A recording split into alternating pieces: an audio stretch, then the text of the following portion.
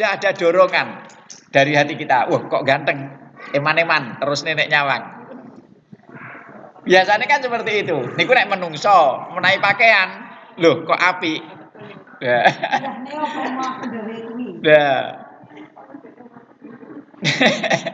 Langsung ya betul itu. Ya ini memang karena pandangan kedua ini yang biasanya pandangan kedua ini dilakukan karena adanya dorongan. Maka dari kalimat kedua Imam Ghazali yang perlu dijaga yang kedua kalinya au ila suratin utawa nyawang malik maring gambaran bentuk maring gambar utawa bentuk malihatin kang edi kang endah. Malihatin kang endah. Teng mriki ngen kula wonten walane. Insyaallah teng mriki kula tingali teng kitabe mboten wonten walane. Halaman 823. Nyawang pandang bentuk-bentuk yang indah bisyahwati nafsin kelawan syahwate nafsu. Niki kang nyembung kalau tadi secara umum karena manusia tercipta laki-laki dan perempuan dan laki-laki punya kecenderungan tertarik kepada perempuan dan sebaliknya, maka memandang kepada selain mahram ini dinomor satukan. Pembahasannya dinomor satukan karena secara umum sebelum manusia tertarik kepada keindahan-keindahan yang lain, ketertarikan manusia itu pada sisi selain mahram ini tadi. Ini kan yang alami loh, nggih. Kalau yang selain mahram benda-benda niki melihat kepada hal-hal bentuk-bentuk gambaran-gambaran ciptaan-ciptaan yang indah, tapi dalam memandang itu ada unsur syahwati nafsin, kesenangan nafsu. Riyen sampun kula jelasne nggih tentang nafsu riyen. Watak dasar manusia itu, diri manusia itu sendiri, hati kita itu sendiri adalah nafsu kita. Dan watak dasar manusia nafsu ini cenderung kepada keburukan. Sampun dijelasne to niki. Karena cenderung kepada keburukan, ketika manusia hatinya, jiwanya ingin mengejar kesenangan-kesenangan diri, lebih-lebih ketika dikendalikan oleh setan, maka kesenangan-kesenangan diri itu sifatnya disebut syahwat. Ngoten nggih? Ketika kita memandang pakaian yang indah terus berpikir, wah itu kalau aku Pak kira-kira pantes ngangge kuwi. Mas bojo lah kira-kira tergoda. Ketertarikan yang ada iringan syahwat kesenangan diri itu yang harus dikendalikan. Bukan berarti dilarang. Tapi ketika niki godaan yang menyebabkan kita terpotensi mengarah ke hal-hal yang membuat kita lalai dari Allah Subhanahu wa taala. Niki mboten serta Imam Ghazali mboten membahas tentang haram napa mboten haram, mboten lho nggih. Tapi jaga. Paham nggih kalimat pun? Jagalah mata kita dari memandang dengan ketertarikan nafsu. Kok nyawang lambi apik? Wes duwite go enek gak sasik. Mengo mawon dhisik. Mungkin liwat mriko disawangne. Akhirnya nggih panenan sing diumper pertama niku mungkin.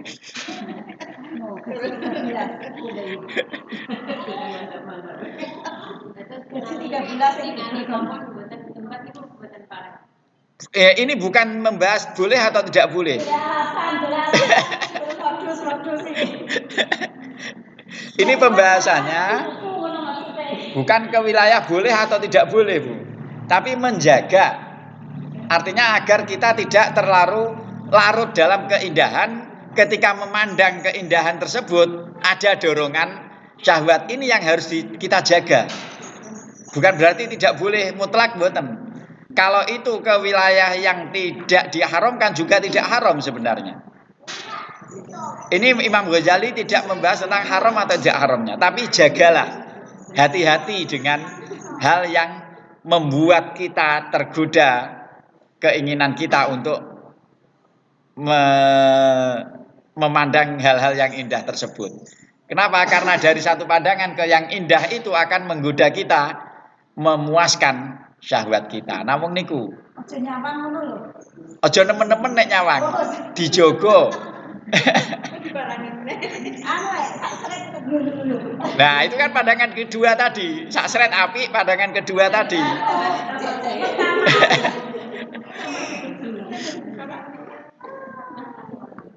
Sama saged dipahami nggih, ini konteksnya. Konsepnya adalah jaga mata kita dari hal-hal yang indah, yang menarik, menggoda hati kita. Bukan berarti ini dilarang, mutlak tidak.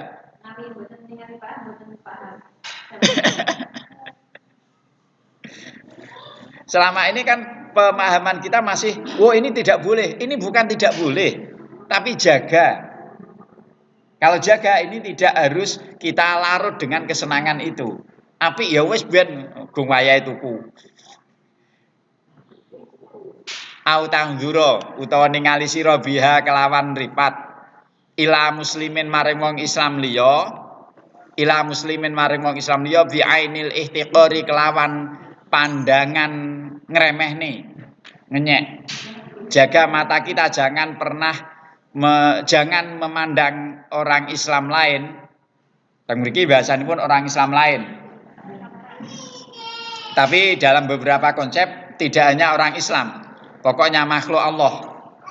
Teng mriki kalimatipun ingkang dipilih orang Islam lain dengan pandangan menghinakan atau meremehkan atau melecehkan. Nuwun sewu, jujur mawon awake dhewe niki masih sering. Kita itu masih sering. Ketika ada yang tidak cocok, mandang itu di hati, gitu niki. Kita sangat sering. Tidak bisa kita ingkari itu. Kok mboten cocok kalih tiyang niku, nyawang niku teng jero ati meremehkan, menghina. Wong kok koyok ngono kelakuane. Wong kok koyok ngono rupane. Wong kok koyok ngono, kok koyok ngono. Seperti itu masih sering. Maka jaga. Ketika mulai teng jero ati ngoten langsung wis aja. Langsung kita palingkan. Ketika dalam hati mulai ada pikiran seperti itu, langsung jangan dipandang saja. Tapi nggih kok mlengos sekali merengut. Sama juga, Bung.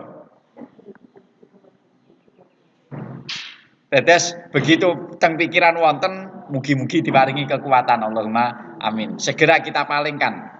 Kita palingkan rasa meremehkan, merendahkan itu. Jangan dipandang lagi.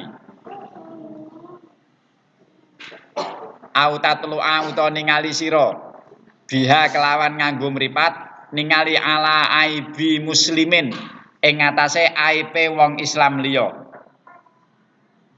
Jaga mata kita jangan memandang aib orang Islam lain. Logikanipun memandang aibnya saja jangan, apalagi mengumbar, apalagi menceritakan, apalagi menyebarkan. Ini logikanipun ngoten ta nggih? Memandang aib saja jangan. Apalagi kita sampai ke tahapan mengumbar aib orang lain. Kalau kita karena itu ada sebagian ulama yang mempunyai kebiasaan setiap kali berangkat ke majelis kajian gurunya, ke majelis kajian, ulama-ulama tersebut berdoa, "Ya Allah, jaga mata saya dari aib guru saya."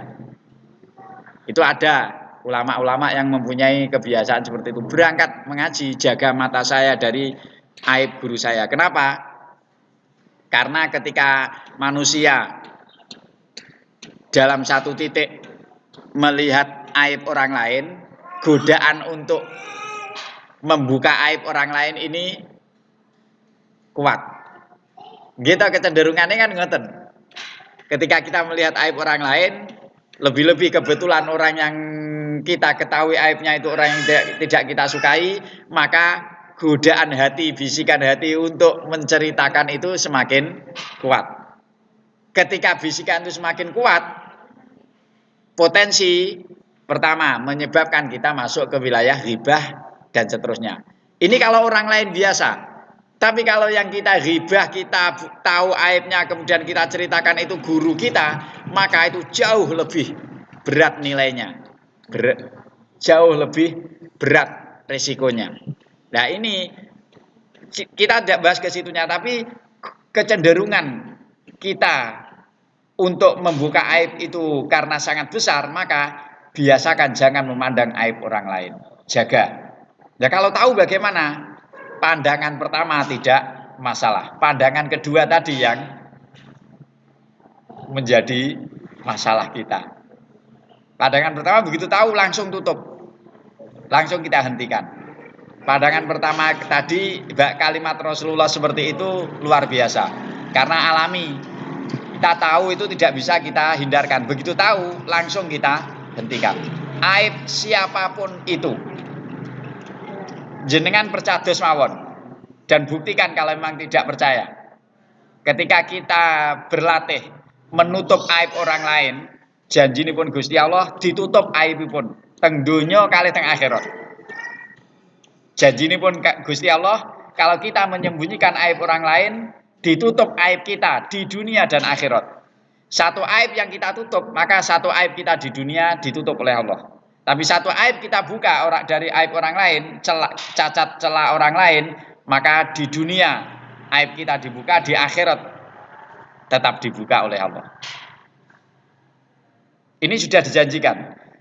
Insya Allah jenengan bukti nih, menawi jenengan kulino ngempet.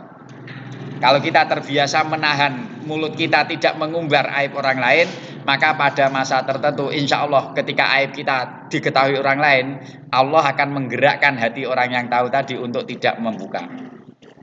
Tapi sebaliknya ketika aib kita dibuka oleh orang lain, berarti itu sebagai bentuk balasan kita pernah membuka aib orang lain. Itu pasti ini kok. Insya Allah pramila jenengan mboten usah kuatir. Tidak perlu khawatir aib kita dibuka selama kita terbiasa menjaga aib orang lain. Tidak perlu khawatir. Kalaupun terbuka, berarti itu balasan kita selama ketika kita dulu pernah ngodal niku. Ngeler bahasa Indonesia ini loh, membongkar aib orang lain. Itu pasti. Kalau aib kita ditutup di dunia dan ditutup di akhirat, maknanya kalau aib kita di akhirat tidak dibuka oleh Allah di hadapan manusia di seluruh jagat sejak zaman Nabi Adam sampai hari kiamat, maknanya saat itu kita diampuni dari aib kita itu. Maknanya seperti itu. Dan dari sini berkembang kalau kita punya aib, jangan diceritakan aib kita ke orang lain juga. Cukup kita tutup, kita istighfar. Pengembangannya ke situ. Kadang-kadang kita kan nggak terasa, nggak terasa buka aib kita sendiri. Nah, ngoten niku napa nggih mergo kita terbiasa membuka aib orang lain. Salah satunya memang itu cara Allah. Cara Allah untuk membongkar aib kita ketika kita pernah atau terbiasa membuka aib orang lain, salah satunya dibuka lewat mulut kita sendiri. Niki pentingipun jaga rahasiane tiyang lintu dan menjaga rahasia orang lain ini masya Allah beratnya luar biasa. Yang dikatakan aib itu yang bagaimana kriteria pun? Ya segala kriteria aib itu sesuatu yang membuat orang lain malu. Kalau itu sampai terbuka, terlihat. Yang dikatakan aib itu sesuatu yang membuat orang ketika terbuka terlihat membuat kita orang itu malu atau merasa terhina, maka itu aib. Tapi kadang orang lain malu tapi dia sendiri nggak merasa. Misalnya kita ngomong, kita ini merasa ini curhat, tapi orang lain malu. Nah, ngoten niku napa nggih masuk kategori aib? Sebenarnya itu tetap. Kalau diceritakan itu sesuatu yang dianggap mempermalukan, itu tetap ke wilayah aib. Nuwun sewu. Tapi betul sadar atau memang karena tradisi sudah terbiasa. Ada orang tradisi di Jawa menceritakan masalah keluarga itu sesuatu yang mempermalukan keluarga. Tapi di daerah tertentu itu biasa.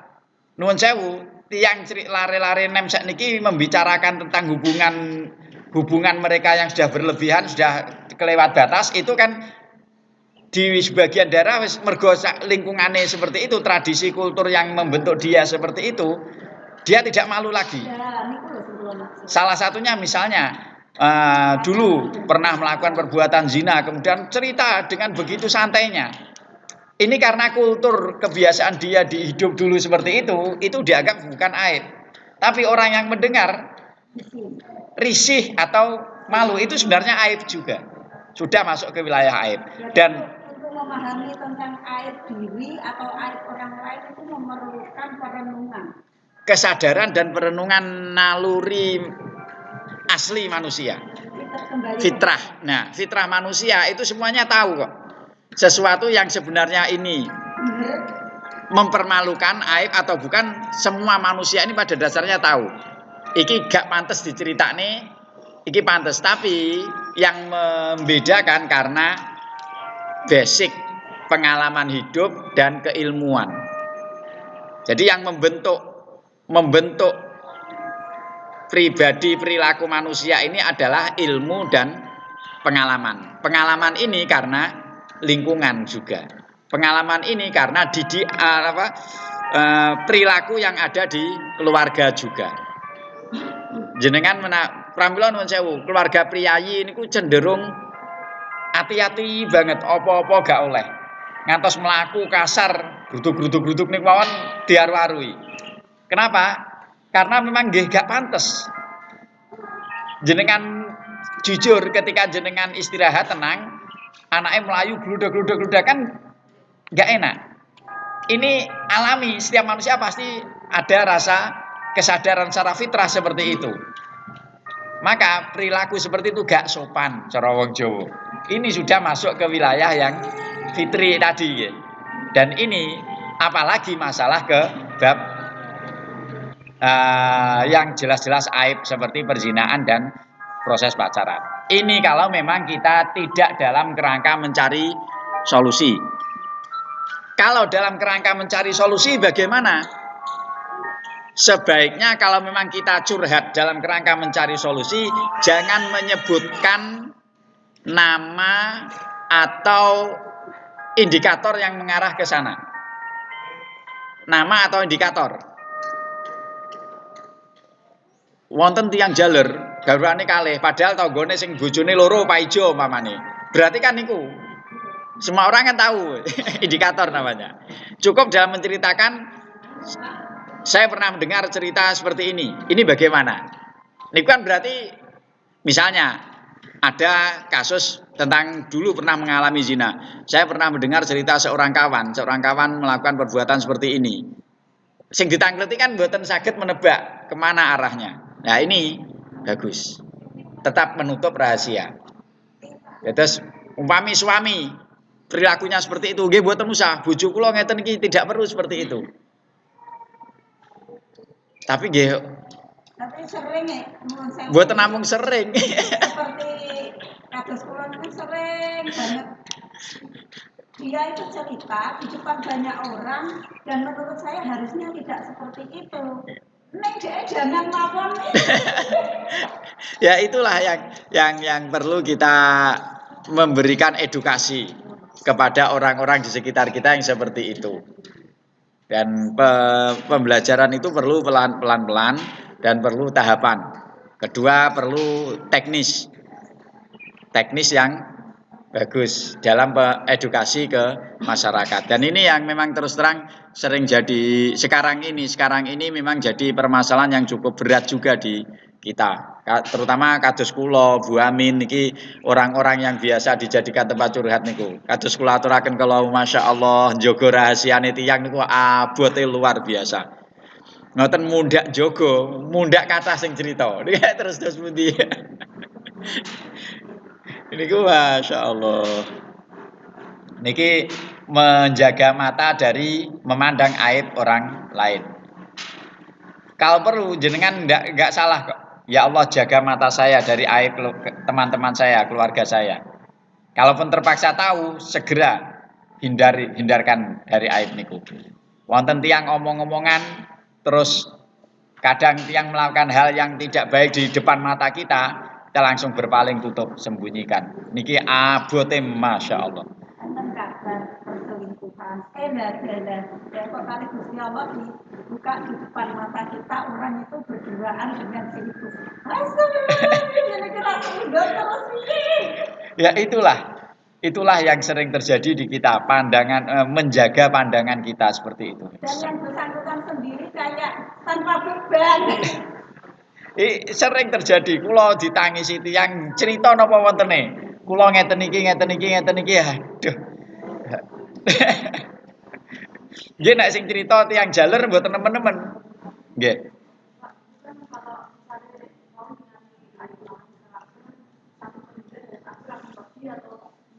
Ya.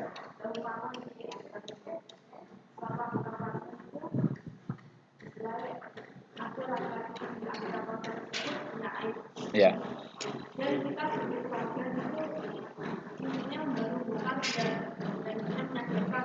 Ya.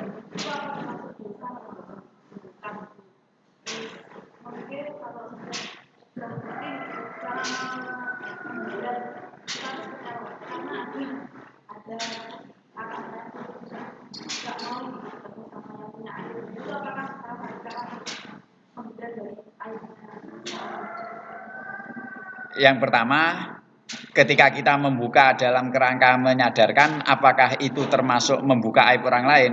Kalau memang kita membuka di hadapan orang lain, yang orang lain tersebut tidak tahu aibnya, maka itu termasuk yang dilarang. Kalau kita membuka di hadapan orang lain yang orang lain tidak tahu, itu yang termasuk tidak baik. Tapi kalau sesama yang sudah tahu, terus kita mengingatkan, sampai nojo ngene-ngene, itu tidak membuka aib orang lain. Kalau sudah TST, tahu sama tahu. Kalau memang kita terpaksa harus membuka, maka diusahakan tidak di hadapan orang lain untuk menyadarkan.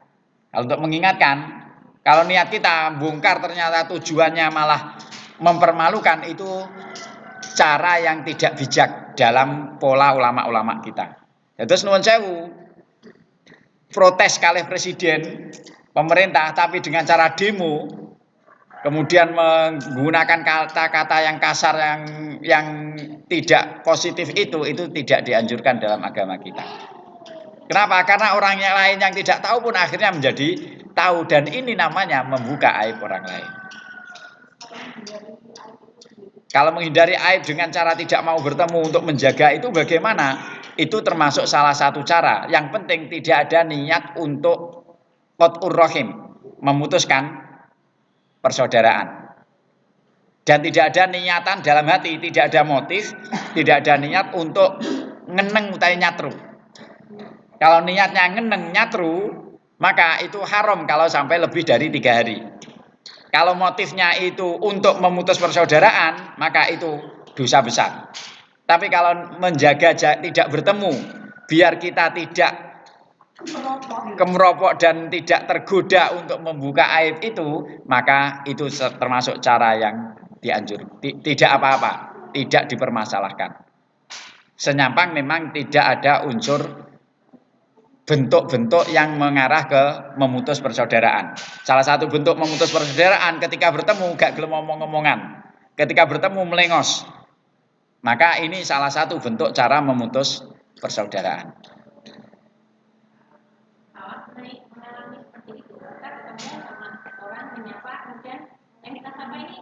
Melengos. Orang yang menyapa itu selanjutnya bagaimana?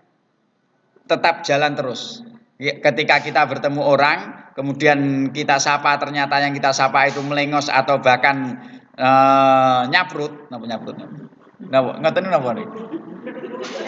metutut, besengut, itu bagaimana? Memang ini sakit, ini menyakitkan.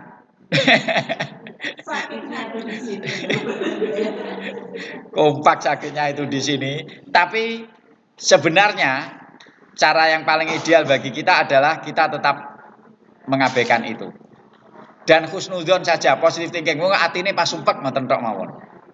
Dia berarti saat itu pas bingung gitu aja. Wong bingung itu kan mboten saged ajer, tidak bisa berseri wajahnya. Maka kita cukup melatih kita untuk selalu husnudzon, positive thinking. Itu cara seperti itu, tapi memang sakit itu. Itu memang menyakitkan. Bertemu orang yang ketika kita bertemu dia, kita menyapa, kita bermanis-manis, ternyata dia malah berpahit sikap. Itu sangat menyakitkan memang. Tapi tuntutan kita adalah tetap positive thinking. Ya, muga pas sumpek ngoten mawon. Ya, bahkan besok ketemu mesem malih. Semakin dia besengut, semakin kita tersenyum, dia akan semakin bingung, kita akan semakin mendapat nilai di mata Allah. Kula riyen nate setunggal wekdal sowan dhateng kiai kula. Ada satu masalah keluarga. Satu masalah keluarga, ketika saya bertemu kiai ditanya, "Piye masalahe?" Taksih tebih yai, masih jauh antara kita dengan sana. Nek kono ngedoh awakmu ngedoh, mundhak adoh. Bahasanya yai seperti itu. Bahasa sederhana. Kalau dia menjauh dan kamu juga menjauh, maka akan semakin jauh. Jadi awakmu kudu wani nyedek. Nek gak wani nyedek, tambah adoh. Keluargane ora bakal cedek.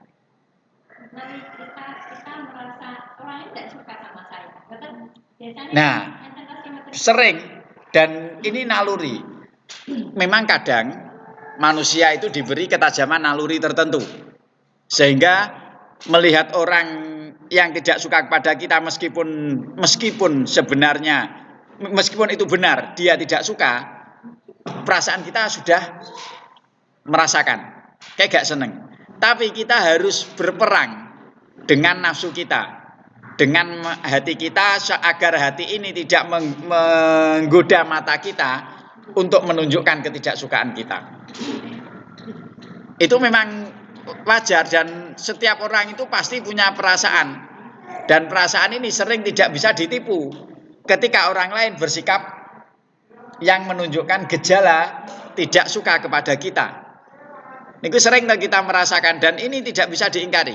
Tapi kalau hati kita memang masih mata kita, mulut kita, telinga kita masih selalu tergoda dengan perasaan seperti itu, maka kita akan terbiasa menjadi orang yang bersikap negatif di hadapan orang lain. Nah, ini yang harus kita jaga.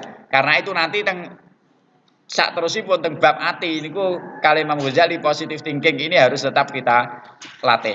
Jadi kadang kita harus jadi orang munafik.